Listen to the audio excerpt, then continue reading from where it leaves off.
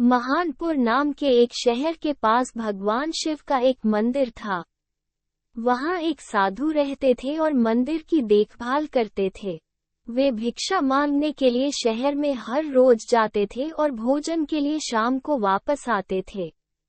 जिस दिन वे अपनी आवश्यकता से अधिक भोजन एकत्र कर लेते थे तो बाकी का भोजन बर्तन में डालकर गरीब मजदूरों में बांट देते थे, जो बदले में मंदिर की सफाई और सजावट का काम किया करते थे।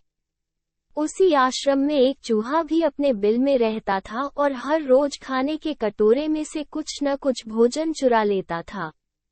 जब साधु को एहसास हुआ कि एक चूहा हर रोज भोजन चोरी करता है तो उन्होंने इसे रोकने के लिए सभी तरह की कोशिशें की। उन्होंने खाने के कटोरे को काफी ऊंचाई पर रखा ताकि चूहा वहां तक पहुंच न सके, और यहां तक कि एक छड़ी के साथ चूहे को मार भगाने की कोशिश भी की, लेकिन चूहा किसी भी तरह खाने के कटोरे तक पहुंचने का रास्ता ढूंढ ही लेता और कुछ भोजन चुरा लेता था।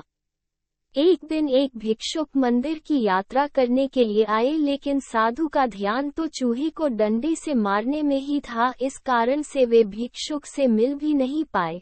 इसे अपना अपमान समझ भिक्षुक क्रोधित होकर बोले, मैं आपके आश्रम में फिर कभी नहीं आऊंगा, क्योंकि मुझे लगता है मुझसे बात करने के अलावा आपको अन्य काम ज्यादा महत्वपूर्ण लग रहा है।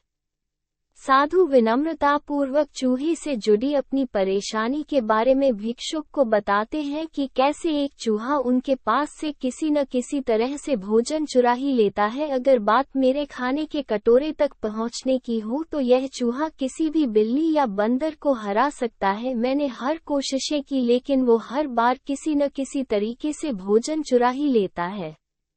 भिक्षुक ने साधु की परेशानी को समझा और सलाह दी कि चूहे में इतनी शक्ति, आत्मविश्वास और चंचलता के पीछे अवश्य ही कुछ न कुछ कारण होगा। मुझे यकीन है कि चूहे ने बहुत सारा भोजन जमा कर रखा होगा और यही कारण है कि चूहा अपने आप को बड़ा महसूस करता है और इसी से उसे ऊंचा कूदने की शक्ति मिलती है। चूहा जानता है कि उसके पास कुछ खोने के लिए कुछ नहीं है, इसलिए वो डरता नहीं है। इस प्रकार साधु और भिक्षुक निष्कर्ष निकालते हैं कि अगर वे चूहे के बिल तक पहुंचने में सफल हो जाए तो वे चूहे के भोजन के भंडार तक पहुंचने में भी सफल हो जाएंगे।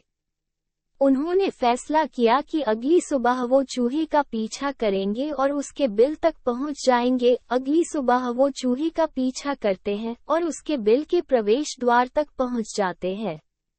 जब वो खुदाई शुरू करते हैं तो देखते हैं कि चूहे ने भोजन का एक विशाल भंडार बना रखा है। ये देखकर साधु फौरन ही सारा चुराया गया भोजन एकत्र करके मंदिर में ले जाते हैं। वापस आने पर अपना सारा भोजन गायब देख चूहा बहुत दुखी होता है और उसे इस बात से गहरा झटका लगता है और वो अपना सारा आत्मविश्वास खो देता है। अब चूहे के पास भोजन का भंडार नहीं था, फिर भी उसने फैसला किया कि वो फिर से रात को कटोरे से भोजन चुराएगा।